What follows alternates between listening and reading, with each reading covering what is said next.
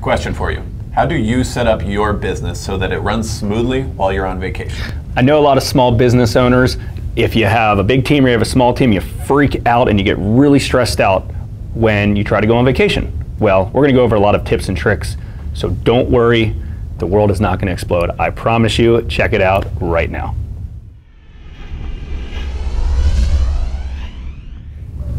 Operation Vacation is what we're talking about today. It's summertime, mid-July. A lot of people are going out of town, going to the beach, visit relatives, whatever it may be.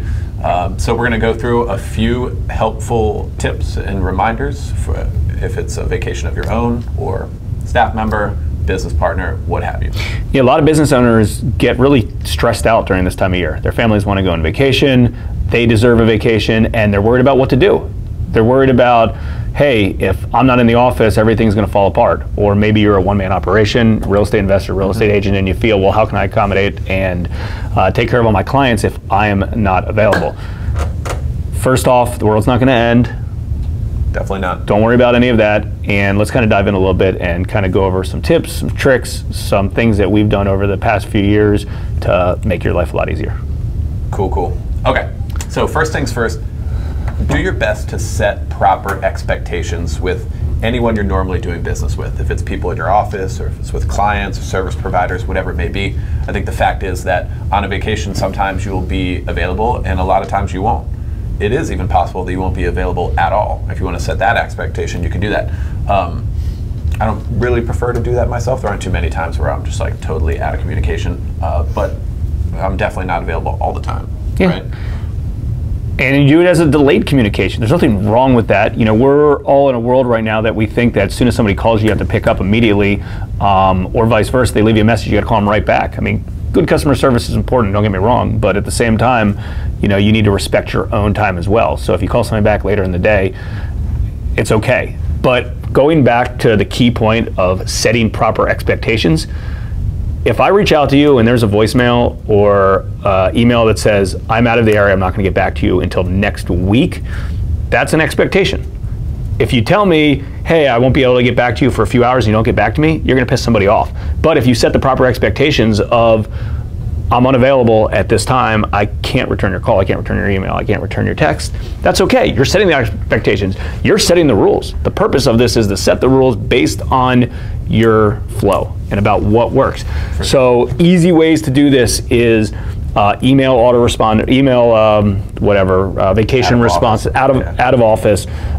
If you have staff members, relay that to staff members to do that as well. Phone scripts the same way. Hey, I'm out of the office right now. And maybe it's just a lot of times, like when we go out of vacation, like we put it on our company calendar so our staff's aware of it, but at the same time, we're pretty proactive ahead of time with our clients, knowing like, hey, listen, we're gonna be out of town, still working, but if you need anything, you know, feel free to call. But don't just blow up my phone just to chat.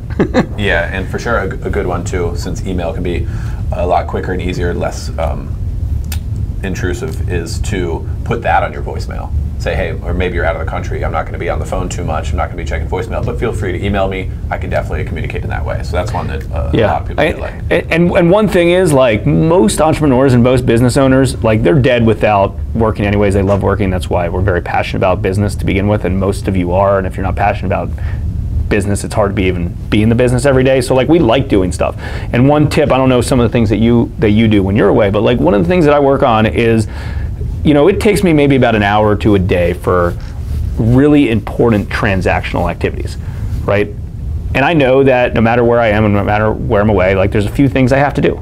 And I use the word have, but like I like doing and I enjoy doing them, right? Because I would get them off my to-do list earlier on if I didn't enjoy doing it. Sure. But like a few roles like inside the operation that I enjoy doing, I do, and I make time for it. I mean, anyone can make time for something. Yeah, maybe you're on like some crazy safari and like you're just literally out of commission for a few days, and that's fine. No problem there. But like, I always kind of look at it as, hey, I try to put in my 20 minutes to 2 hours a day of just the basic stuff that I have to do, stuff I like doing, and it works itself out. You know, I'm not going to do any like creative writing. I'm not going to do maybe some crazy content pieces. I'm not going to do some higher level like brain power stuff like financial reporting or setting up new systems or processes or onboarding employees and things like that. Like, that's not working. But like nitty gritty, like have to do stuff, you get the I do it. basics done and keep things moving along. And you know what's good about that is when you come back Exactly. to the office, you don't even have a huge to-do list. You don't have a to-do list. It's done. Completely caught up.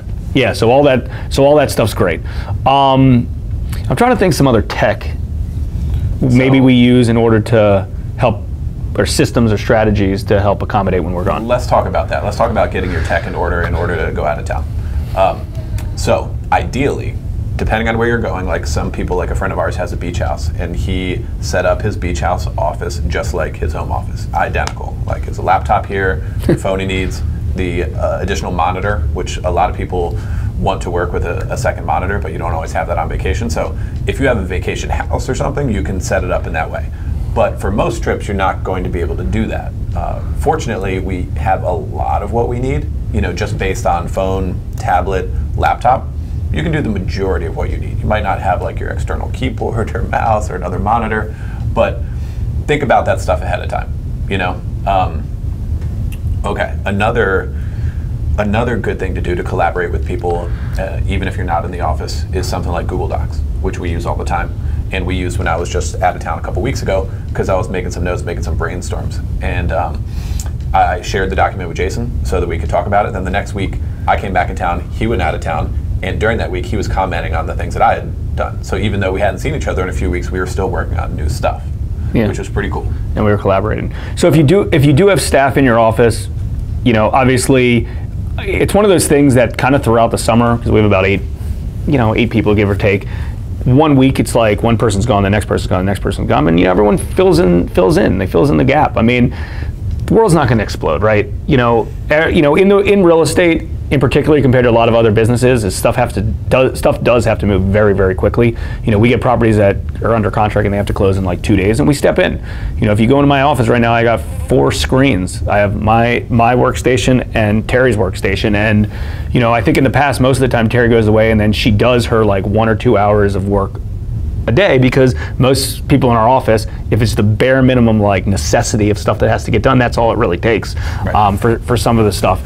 Right. But I can handle that stuff for her. So I did a good amount of travel earlier this year. So I was like, you know what?